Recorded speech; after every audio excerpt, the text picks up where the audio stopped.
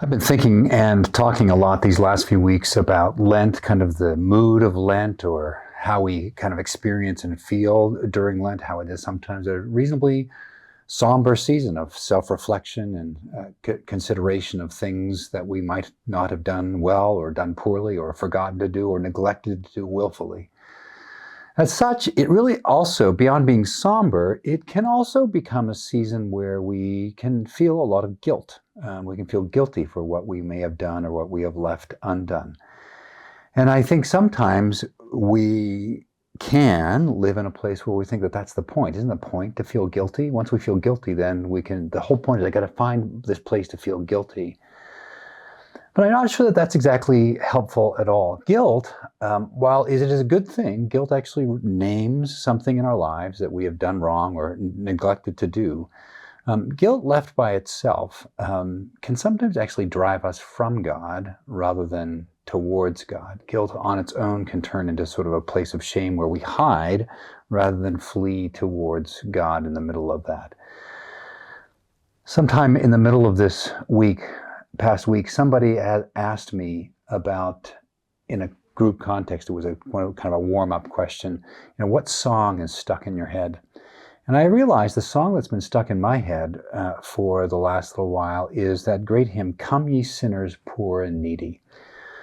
This hymn, I think, really encapsulates what penitence and repentance is meant to bring to us. Not a sense of burden and guilt, but rather invitation. There's this great, come ye sinners. It's not like stay away because you're such a mess. It's come ye sinners, poor and needy, weak and wounded, sick and sore. Jesus ready stands to save you, full of pity, love, and power. In that, even just that verse, there is this articulation of this invitation.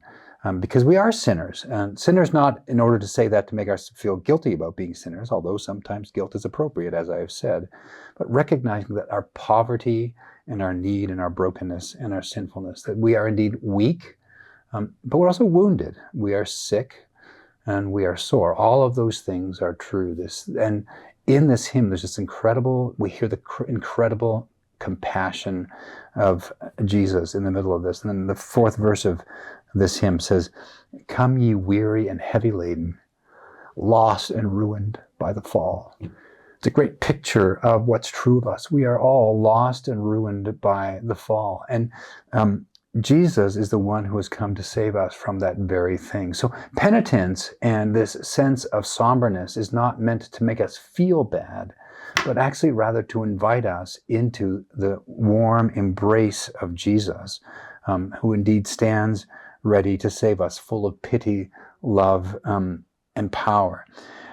Again, what's the heart of this particular hymn is taken from the words of Jesus himself, which I think are great words for us during Lent. And I want you to hear, these words are not, you wicked sinners, do something about this. Listen to the words of Jesus. "Come to me, all who labor and are heavy laden, and I will give you rest. Take my yoke upon you, and learn from me, for I am gentle and lowly in heart, and you will find rest for your souls. For my yoke is easy, and my burden is light." This is the invitation of penitence. This is the invitation of Lent, not to feel miserable, but rather to hear the invitation for those of us who are weak and wounded, sick and sore, those of us who are lost and ruined by the fall. Come to me, all who labor and are heavy laden, and I will give you rest.